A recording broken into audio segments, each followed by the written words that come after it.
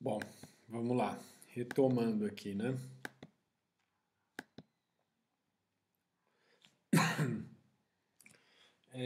Tá bom, vamos falar agora de hardware de sincronismo. Muitos sistemas oferecem suporte do hardware para o código da seção crítica. Aqui agora a gente está falando de sistema no sentido mais amplo, tá? Englobando aí o hardware, tá bom? Não é o sistema operacional. O sistema operacional ele não tem como mandar no hardware, certo? Uniprocessadores poderiam desativar interrupções. Então, uma saída, tá? Uma solução seria, no caso em que eu tenho um sistema que tem um único processador, e aí o que ele faz para não ter problema com esse negócio da seção crítica? O que ele poderia fazer? Desativar as interrupções. Então, ele meio que travaria, né? Assim, colocaria lá um processo para executar durante a sessão crítica dele, ele não poderia ser preemptado, né? Então, é o que está escrito aqui, ó, código atualmente em execução poderia ser executado sem preempção, tá bom? Ele não pode ser interrompido por ninguém. Isso geralmente é muito ineficaz em sistemas multiprocessados. Agora, o problema também não é só a eficiência, né? Porque quando a gente viu lá também que sistemas de tempo compartilhado, né? Lembra lá do escalonador round robin, né? Que ele dá uma fatia de tempo para cada processo, uma fatia pequena de tempo, e aí ele precisa ir passando de um processo para o outro, né?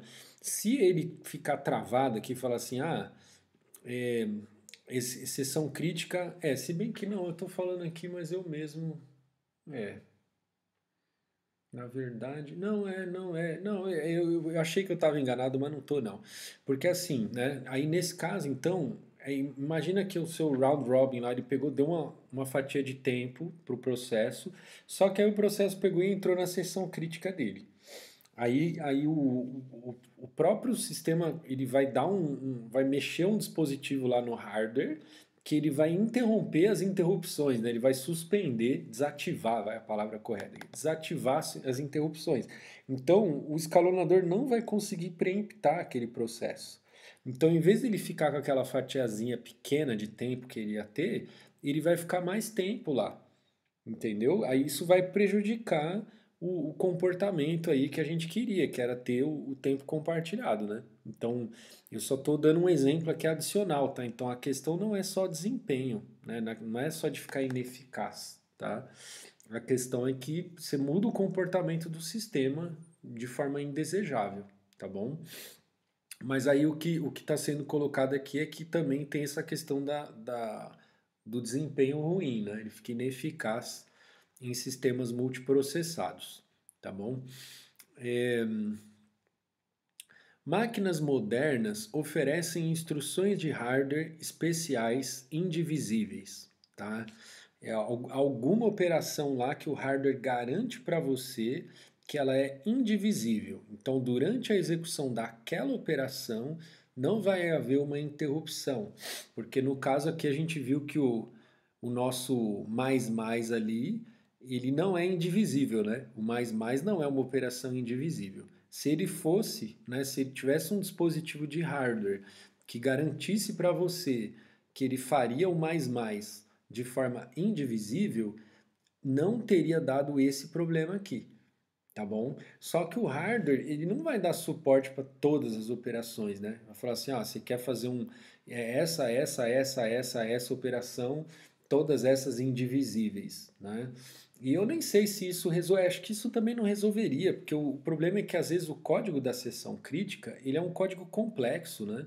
Aqui a gente botou um simples mais mais, menos menos, mas às vezes o código da seção crítica ele engloba várias instruções, né? Mexendo lá, manipulando algum objeto mais complexo. Então a questão não é assim, você não tem como resolver o problema do sincronismo simplesmente tendo algumas operações básicas lá indivisíveis. Isso por si só não resolve o problema, tá? Mas vamos ver aqui como que dá para usar o fato de que se você tiver um hardware que te dá alguma operação que ele garante para você que é indivisível, como que você usa isso para implementar o sincronismo? Então vamos ver aqui, ó, nós vamos ver dois exemplos agora. O primeiro exemplo, então ó, a gente vai codar aqui, ó, mas imagina que isso é um hardware, tá? E aqui é um exemplo, ele às vezes gera uma certa confusão aqui, porque tem um código aqui, né? Tem um software, dá a impressão que isso aqui é um software, mas imagina que isso aqui é um hardware, tá bom? Então imagina que você tem um hardware que tem essas operações aqui, ó. Então ele vai lá, então esse software aqui, ó, essa classe Java, ela está simulando o comportamento do hardware, tá bom? Então no hardware, quais são os métodos aqui, ó? Tem o get, tem um valor lá, né, que é booleano, tá? Inicialmente ele assume lá o valor que você falar, e aí depois você vai ter o método get, um método set, um método get and set, tá? Que aí ele faz o quê? Ele pega aqui primeiro, ele copia o valor antigo nessa variável, aí ele seta o novo valor e aí ele devolve o valor antigo, tá bom? Então, se antes estava verdadeiro e você quis mudar para falso, ele vai mudar para falso, mas ele vai devolver para você verdadeiro, porque ele vai te falar, ó, antes estava verdadeiro, antes de você fazer o set, estava verdadeiro, tá? Então é como se você primeiro fizesse o get para depois fazer o set. Só que essa operação aqui, ó, ela é indivisível. O hardware garante que isso aqui é indivisível, tá bom? Então todos esses métodos aqui, ó, imagina que eles têm lá um dispositivo de hardware e ele garante para você que isso aqui é indivisível, tá bom? Não vai acontecer de trocar o contexto aqui no meio você fez o get, aí depois troca o contexto, aí outro cara vai lá, faz o get, e sabe, aquela coisa toda, né? Beleza. E aí tem uma outra operação aqui que é o swap, tá? Então, aí você teria dois objetos desse tipo aqui, hardware data, aí cada um deles tem o seu próprio valor, né? E aí o swap é você trocar os valores, tá bom? Então, o hardware data 1 era verdadeiro, o 2 era falso, depois do swap fica o contrário, o 1 fica falso e o primeiro fica verdadeiro. Eu não sei se eu falei certo, mas inverte, tá bom? Beleza? Então o código aqui está só simulando o que o hardware faria de forma indivisível, tá bom? Então ele vai lá, copia o valor do this aqui, né? O boolean lá, esse valor aqui, né? Através do get. Aí ele seta o novo valor que veio por esse outro, e aí no outro ele seta o valor antigo, né? O valor que estava. Enfim, ele troca um com o outro. Agora vamos ver aqui, ó. Então a gente vai ver duas soluções, tá? Uma vai usar só o get and set, tá? A outra vai usar o swap, tá bom? O get e o set, digamos que são operações mais básicas. As que são as que vão fazer a diferença aqui é a get and set e o swap, tá bom? Então a gente vai ver se a gente tiver uma dessas duas, a gente já consegue o que a gente quer, tá bom? Se tiver só o get and set, já é suficiente. Se tiver só o swap, também já é suficiente. Vamos ver aqui, ó. Então, primeiro, solução usando get and set. Então começa lá o lock, que é desse tipo aqui, hardware data, ele vai começar com falso, tá bom? E aí esse código ele está pairando no ar, né? Imagina que assim, ó, essa variável lock, ela está compartilhada entre todas as threads, tá? Agora esse trechinho de código aqui, ó, dentro do while, né, e o que está dentro dele, isso aqui é um código de cada thread, tá bom? Então imagina que lembra lá que tem aquele método run lá que a gente tem que implementar lá no Java, né, para implementar a thread. Então imagina que esse código está dentro do run. Esse aqui não, esse aqui está lá no escopo da classe, lá é uma variável, lá um atributo do objeto, lá tal, compartilhado entre todas as threads, beleza? Tá bom. Aí qual é o código que está lá na thread? Ó? Aqui ele está esse código aqui está bem estilo isso aqui, ó, assim, né? É um while true com pega lock, faz sessão crítica, solta lock, tá bom? E depois faz alguma coisa se quiser. E aí fica nisso, né? Então esse código ele tá bem nesse estilo. Agora vamos ver como que ele pega o lock, né? Então ele vai lá, ó, ele seta o lock para verdadeiro, só que ele pega o valor que estava antigo. Aí se esse negócio der falso, assim, né?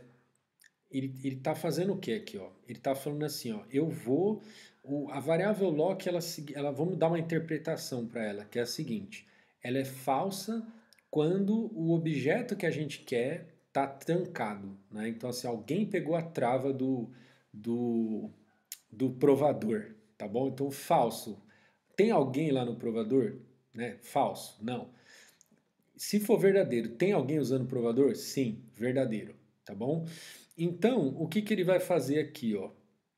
Ele vai falar assim: eu quero usar o provador, né? Então eu vou falar, vou setar para verdadeiro. Só que se tem alguém usando já, né? Então, esse get and set, por ele ser como é que chama lá? Indivisível, né? Então a gente sabe que ele vai ser executado numa talagada só. Não vai ter problema lá que dele, né? No meio daquela coisa toda lá que ele tem que fazer aqui, ó, de haver troca de contexto aqui no meio, tá? Isso aqui é indivisível. Aí, pelo hardware, tá bom? Então, ele vai fazer o quê? É a mesma ideia que a gente tinha feito lá no antes, né? Assim, eu dou a vez para o outro, né? Então, assim, se antes já estava verdadeiro, eu não poderia pegar o lock, certo?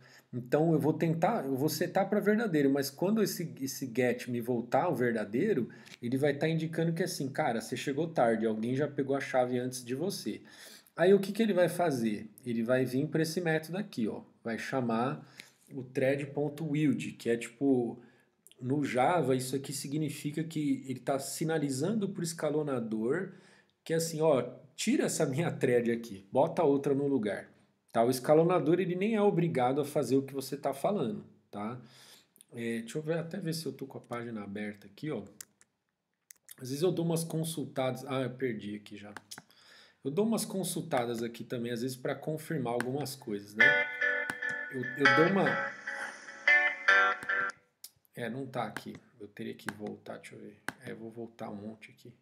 Ah, deixa pra lá. Eu só queria mostrar para vocês o lugar onde eu estava lendo aqui a documentação do Java e tudo, para confirmar isso, tá? Que assim, o escalonador ele não é obrigado a passar o controle para outra thread. Só que se ele não passar, você vai ficar aqui, ó, o while vai ficar voltando, entendeu? Você só vai conseguir sair daqui no momento em que você vai tentar setar como verdadeiro e só que antes estava falso. Se antes estava falso, aí sim você vai sair desse laço. Tá bom? Então é isso, certo? É, aí, só que assim, né? Se eu coloquei como verdadeiro, trocou o contexto para outro lugar, depois voltou para mim e eu voltei para executar de novo, eu vou tentar pegar, o negócio vai estar verdadeiro. Calma aí. Ah, tá, não, eu tava pensando, eu fiz uma confusão aqui na minha cabeça, né? Porque eu pensei assim, pô, mas e se for uma thread só, né? Ela não vai, só ela vai executar, ela não vai conseguir? Não, ela vai, né? Porque no começo esse negócio é falso, né? Então a primeira thread que entrar, ela vai setar isso para verdadeiro, essa chamada vai devolver falso, portanto ele vai sair desse while. Aí ele vai entrar aqui na seção crítica. Certo? Então, o primeiro cara que entrar, ele entra na seção crítica. Eu estou falando aqui só porque na minha cabeça eu fiz uma confusão aqui. Então é isso. Ele só consegue tipo pegar o lock se antes o lock estava solto, né? Então ele primeiro pergunta: ó, tem alguém no banheiro? No banheiro, no provador? Não. Podia ser no banheiro também, vai. Tem alguém no banheiro? Não. Ah, então você. Aí agora eu tô trancando aqui, ó. Peguei a chave, tô usando. Aí tô na minha seção crítica. Agora, ninguém mais vai conseguir entrar na seção crítica, porque todo mundo que entrar, todas as outras threads, elas vão ter esse mesmo código aqui, ó. Esse é o acquire lock lá, né? É esse trecho de código. Então, eles não vão conseguir entrar, porque isso aqui só vai devolver falso quando eu liberar aqui, ó. Tá bom? Então, quando eu terminar a minha sessão crítica, Aí eu vou lá e seto para falso. Eu falo, ó, liberei, deixei o provador, né? Saí do banheiro, sei lá. Aí depois eu faço alguma outra coisa que não envolve variável compartilhada nem nada. Aí quando eu quiser voltar e executar a sessão crítica de novo, eu tenho que pegar o lock de novo, né? Esperar lá ter o lock para depois eu usar e soltar o lock. Certo? Agora vamos ver como fazer isso com o swap. Tá? É a mesma coisa, só que usando o swap em vez de usar o get and set. Então, no caso do swap, aí eu teria que ter dois objetos desse hardware data aí, tá? Então, e lembrando que isso aí é um dispositivo de hardware, tá bom? Aí, aí então, o que eu faço? Ó? Um vai chamar key, né, a chave. Então, cada thread vai ter a sua cópia local desse key aqui, tá? Agora, o lock vai ser uma variável compartilhada entre todas as threads. Que o código está pairando meio no ar aqui, né? Fica meio difícil, às vezes, de entender. Então, imagina que esse cara ele está fora lá do método run, essa declaração do lock. Já o key, ele está dentro do run, tá? Ele está naquela thread. Então, aquela thread, ela está olhando aquela variável. As outras threads, então, cada thread vai ter a sua própria cópia dessa variável key, tá? Então, ela está declarada dentro do método run, tá bom? É uma variável local aqui do método. E aí, cada thread tem o seu próprio método run. Beleza. Aí então o que, que ela faz lá? Ela seta verdadeiro na key aqui dela, tá? Que só ela tem. Nenhuma outra vai acessar, tá bom? Não é dado compartilhado. Aí ela faz aqui, ó. Faz um swap, ó. Lock.swap. Aí depois que fez o swap, ele vai pegar vai fazer o get no key. E aí ele vai ficar travado nisso enquanto for verdadeiro. É basicamente a mesma coisa que a gente fez aqui, né? Só que aqui a gente tinha o get e o set, aqui a gente fez um get e set através de swap, né? Porque, tipo, eu setei para verdadeiro o que, aí eu fiz o swap com o lock, ou seja, se o lock antes era falso, né? Agora o que vai ser falso. Tipo assim, vai ficar no que o valor que voltaria aqui do get and set, né? Que a gente quer saber se esse get and set vai voltar falso ou verdadeiro, né? Nesse laço. Aqui, o valor que estava lá no lock, ele vai pro key, certo? Então, é só eu olhar o key aqui. Se o key for verdadeiro, eu travo, igual eu fazia antes aqui, ó. Certo? Então, é a mesma coisa, só estou fazendo um get and set implementado através de um swap. Deixa eu tomar uma água aqui.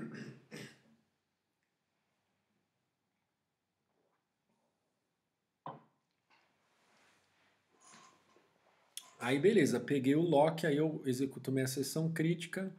Aí aqui no final é a mesma coisa de antes, né? Eu seto para falso o valor lá do lock, que é o compartilhado entre todo mundo, e aí eu vou para minha sessão que não é crítica aqui, né? Beleza.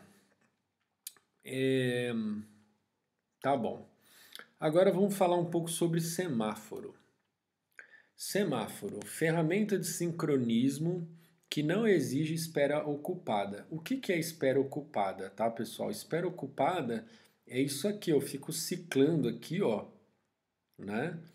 Aqui eu ainda usei aqui o wild, né? O wild, ele de certa forma, ele tá deixando outra thread executar no lugar, só que essa thread ela tá ali ainda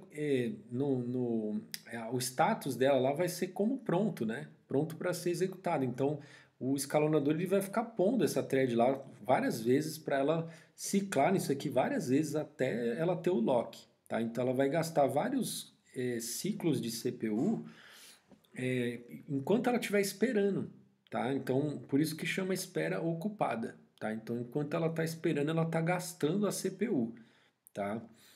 O semáforo, ele é uma ferramenta de sincronismo que não exige espera ocupada, tá bom? Aí um semáforo S, basicamente ele vai ter uma variável, ele é um valor inteiro, tá? Então o semáforo é como se fosse um número, tá? Pode ser, a gente vai ver daqui a pouco aí que tem semáforo que só vai ter 0 e 1 para ele, né? Que a gente vai chamar de mutex. Eu tô dando spoiler aqui. É o mutex, né? Que é o semáforo 0, 1. Mas o caso mais geral aí do semáforo, que pode ser qualquer valor inteiro, né? Então ele pode assumir lá 1, 2, 3, enfim, tá bom? E ele basicamente ele vai contar o número de instâncias que você tem de determinado objeto, né? Quantas instâncias disponíveis você tem, tá bom? Então, vamos supor aí no exemplo ainda do provador, né?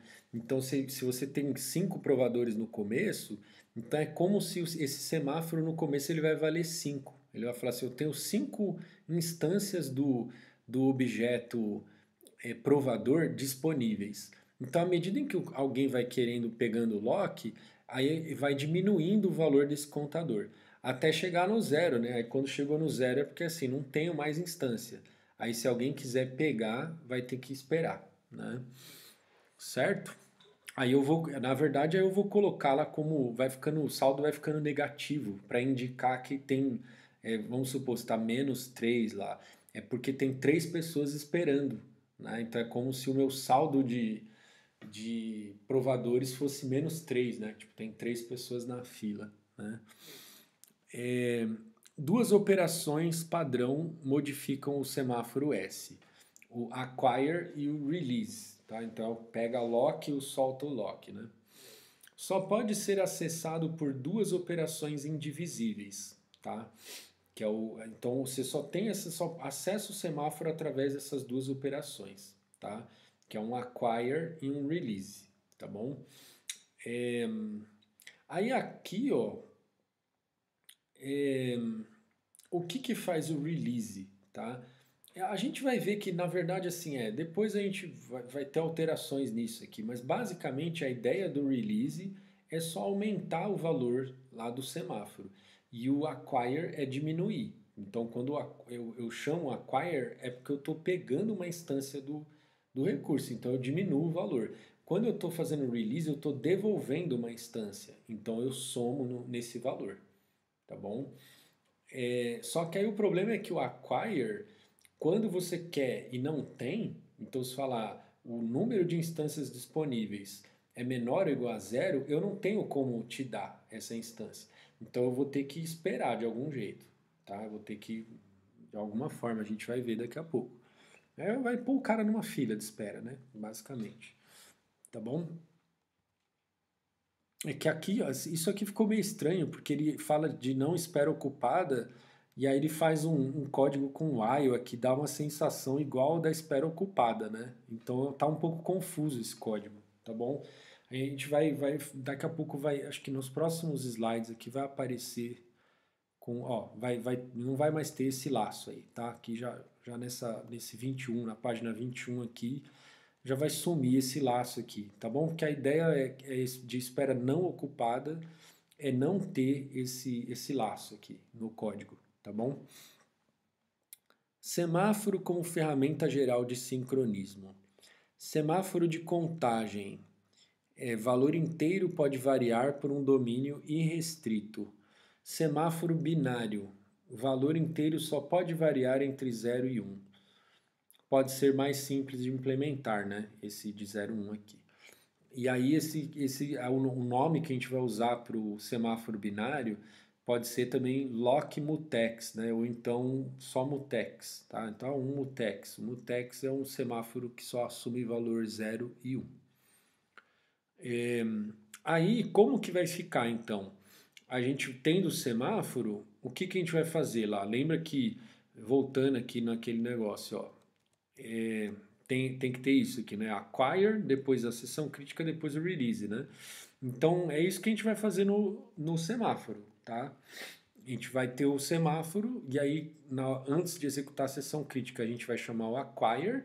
Quando sair do acquire, significa que eu posso executar minha sessão crítica, tá? Então o código para mim vai ficar assim, transparente, assim, né? Eu não vou ver aqui como que esse acquire está implementado lá por dentro, né? Diferente do que a gente está fazendo aqui, ó. Esse código todo aqui digamos que é um acquire, né? tá bom? É onde ele faz onde ele pega o lock aqui também, ó. Tá? Essas duas linhas aqui seria um acquire, vamos dizer assim, né? Tá bom? Então, no caso do semáforo, o código vai ficar mais bonito, né? Acquire, aí usa a seção crítica, depois release.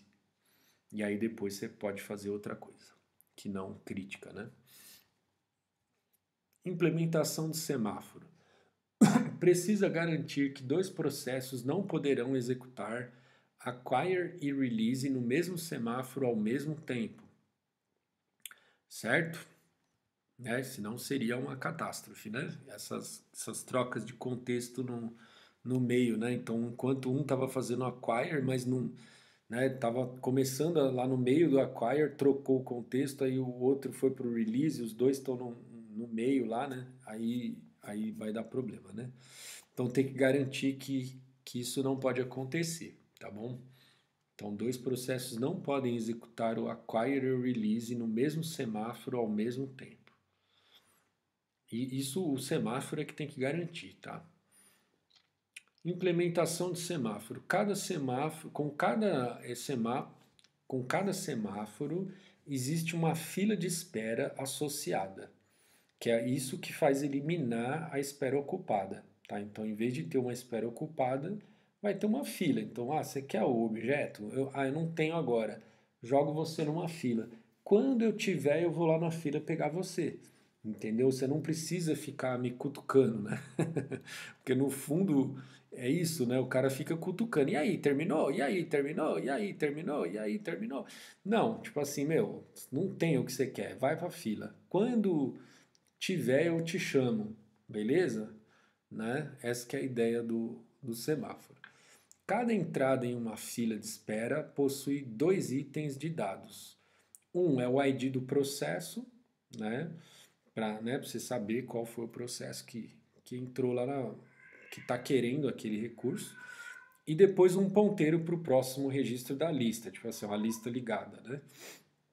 Duas operações, nossa, operalorções, nossa, hein? Duas operações, né? Duas operações, block e wake up. O block, o que que faz? Coloca o processo que chama a operação na fila de espera apropriada, tá? Então, né, o block faz isso. E o wake up remove um dos processos na fila de espera e o coloca na fila de prontos, tá bom? Então, ele vai acordar algum processo que estava lá esperando. Então, a hora que liberou lá o provador, você vai fazer um wake up em alguém da fila, né? Você vai falar assim, ó, alguém aí que queria usar o provador, agora é a tua vez de usar.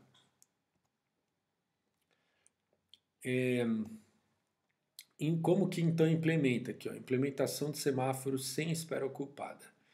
Então, no acquire, o que ele faz? Faz um menos menos no valor, né? Aí ele vê se o valor ficou negativo, então assim, alguém queria o provador, né? Tava zerado quando a pessoa pediu. Se tava zerado, aí eu dei um menos menos, ficou negativo.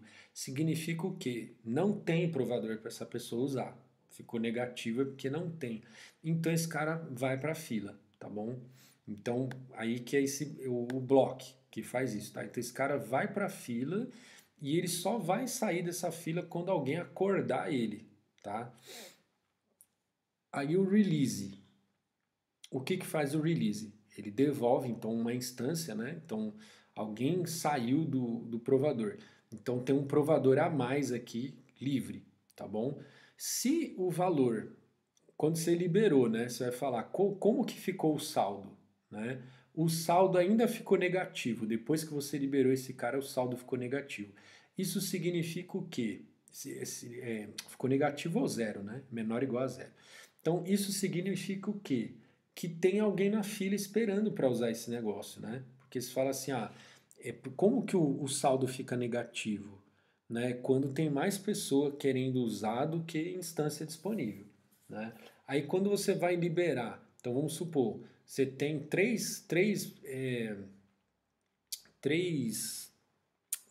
nossa, meu, tô errando a palavra toda hora. Três provadores.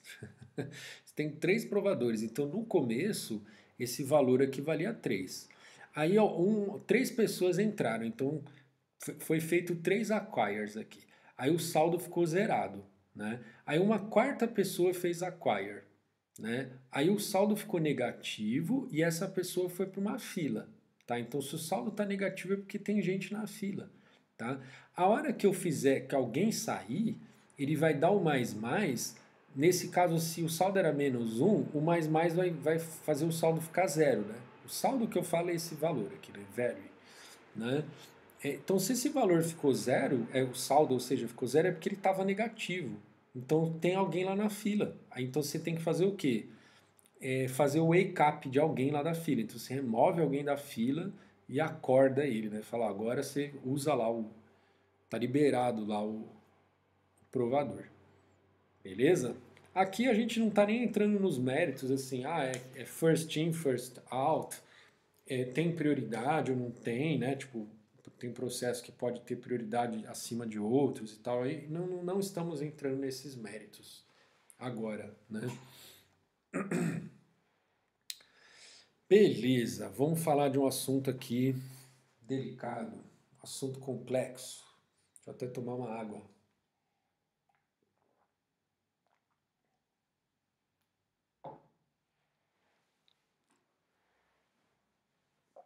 É o deadlock, né?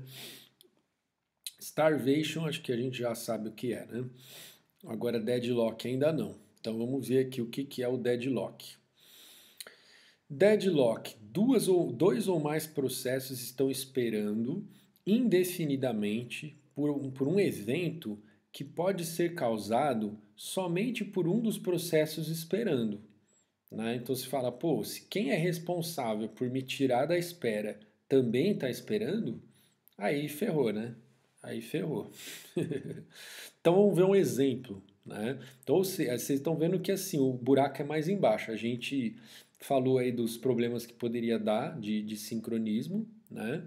De inconsistência lá nos dados. A gente falou aí de como resolver, né? Falou de semáforo, mutex, blá blá blá blá blá blá.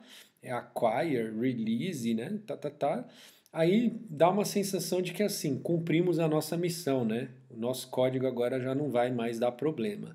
Aí eis que me aparece uma outra situação em que pode dar um problema. E é tipo de coisa que assim, eu fico imaginando assim nos primórdios da computação, né? Quando os caras não tinham se dado conta de que esse tipo de coisa poderia acontecer, né? Aí, tipo, acontecia a coisa e os caras tinham que descobrir, né? O que será que está acontecendo? O que será que está acontecendo, né?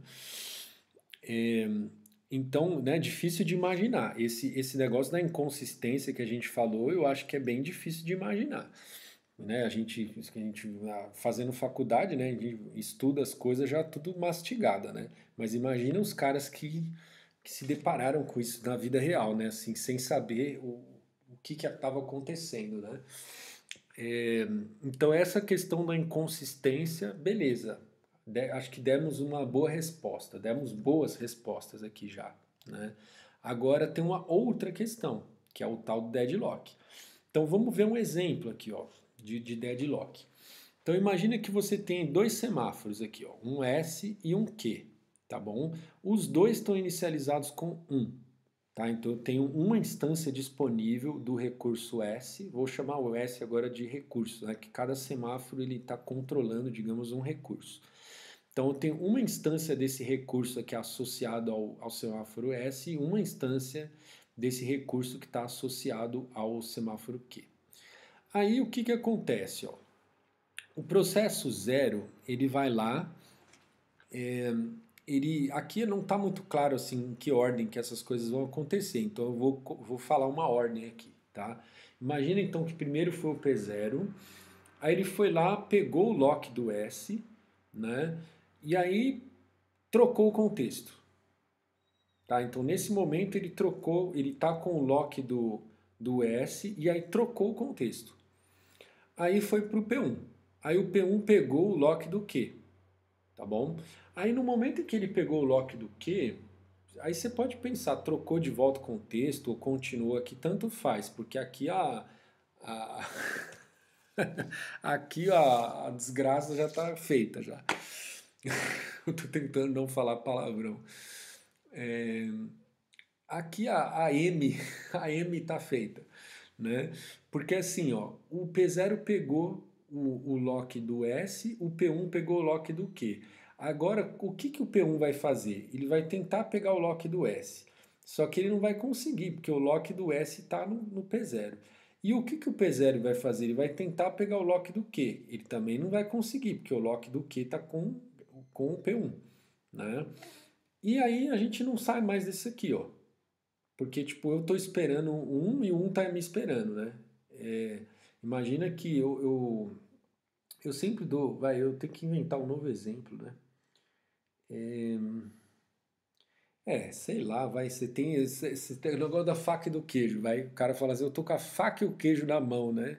É tipo assim, tendo a faca e o queijo, você tem tudo, vamos dizer assim, né? Agora imagina que você tá com o queijo e o outro cara tá com a faca. É outra pessoa, né? Outra pessoa tá com a faca. Aí, só que assim, você não vai soltar o queijo enquanto você está com o queijo na mão procurando uma faca, né? Então você entra na cozinha aqui com o queijo na mão procurando uma faca, né? O outro cara, ele tá com a faca na mão procurando o queijo, entendeu? E aí os dois, eles meio que não... Assim, a gente tá falando de um software, né? Que ele não consegue, um não vê o outro, né? Na cozinha. Então, os dois estão ali, tipo, um vai soltar o queijo porque, tipo, para ele soltar, ele tem que concluir, né? O que ele quer fazer os dois querem fazer, digamos, coisas diferentes. Um vai pegar a faca e o queijo para cortar uma fatia, o outro vai pegar a faca e o queijo para, sei lá, para fazer o quê, né? O exemplo da faca e do queijo não é bom, né? É porque não importa o que, sabe, o cara poderia tentar fazer outra coisa. Eu não sei o que que o cara ia fazer com uma faca e com o queijo na mão, além de cortar uma fatia, mas tudo bem. É, não importa o que que você vai fazer com o negócio. O que importa é que assim, tanto o P0 como o P1, eles precisam da faca e do queijo para fazer o que eles querem, entendeu? O exemplo que eu costumo dar, vou voltar nos exemplos que eu sempre dou, que é tipo, que é típico de lugar onde tem criança, né? Então imagina que você está numa brinquedoteca, né? Aí, tipo, sei lá, tem um joguinho lá, um quebra-cabeça, né? Só que aí, tipo, uma criança pegou algumas peças e a outra criança pegou outras peças, né? As duas, elas querem montar o quebra-cabeça completo. Só que, tipo, umas peças estão com uma, outras peças estão com a outra. Aí vai dar briga, né? Porque, tipo, uma não vai querer soltar as peças que estão com ela para deixar a outra terminar, né? Tá? Então, isso não acontece aqui, pelo menos a gente não viu, né, até agora. Assim, uma vez que você pegou o lock, só você solta, ninguém tira o lock de você. Então, esse cara, o P0, ele pegou o lock do S, ele vai soltar depois lá embaixo, mas ele vai soltar depois que ele pegar o lock do Q e concluir o que ele quer concluir. Então, enquanto ele está aqui no Acquire, ele foi para uma fila. Ele vai para a fila, lá vai ficar esperando, né? Agora, só que o P1 também, quando ele pegou lá o lock do Q, a mesma coisa, ele não vai soltar esse lock do Q, ele vai soltar lá embaixo, depois que ele concluiu o que ele queria. Só que para ele concluir o que ele queria, primeiro ele quer o lock do S, né? Então ele vai ficar numa fila esperando pelo lock do S. Só que nunca, nenhum desses dois aqui vai conseguir executar, tá bom? Então isso a gente chama de deadlock. Esse exemplo aqui é o deadlock mais básico que dá, que é com dois processos só. Só que o deadlock ele pode ter tipo vários processos envolvidos, tá? É, a gente vai ver mais para frente aí que é o que a gente vai chamar de espera circular, né? Então, a espera circular, tipo, aqui é um ciclo que envolve só dois processos. A espera circular poderia ser maior, né? Tipo, o P0 esperando pelo P1, o P1 esperando pelo P2, o P2 esperando pelo P3, que espera pelo P0, entendeu? Depois eu vou detalhar melhor essa questão da espera ocupada, porque também não é um ciclo tão simples assim de enxergar, tá? A gente vai definir isso melhor, mas já dá para vocês imaginarem que isso pode acontecer, certo? Um esperando por outro, que espera por outro, que espera por outro e que espera pelo primeiro aqui, lascou, do mesmo jeito, tá? Então, aqui é o exemplo mais básico, envolvendo só dois processos. Beleza? Então isso que é o deadlock. Agora a gente vai ter que começar a pensar como evitar deadlock, né? Tá bom? Então o problema está colocado. Agora falta pensar numa solução. Starvation. O que é o starvation? Lock indefinido. Um processo pode nunca ser removido da fila de semáforo em que ele é suspenso. Tá? Então, starvation a gente já viu lá quando a gente estava falando dos escalonadores. Né? Aqui é a mesma coisa. Então, só que é um starvation que ocorre na fila de espera por algum recurso. Então, lá num semáforo, né? Então, o processo ele pede o lock de um objeto, ele entra nessa fila e não sai nunca mais. Aqui, nesse caso aqui, ó, a gente não vai classificar isso aqui como starvation, porque isso aqui é classificado como deadlock, tá? Porque, tipo, o que aconteceu foi que um travou o outro, né? Eles estão um esperando pelo outro, né? Então, isso aqui não é starvation, isso é deadlock. Tá? Mas então o starvation é quando, tipo, por alguma outra razão que não um deadlock, um processo fica lá esperando indefinidamente, tá bom? Isso é que seria starvation, tá bom?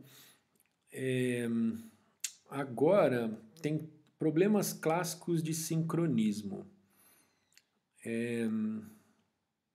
Eu acho que vou dar uma interrompida. Eu acho que até que ficou. Vou ver aqui.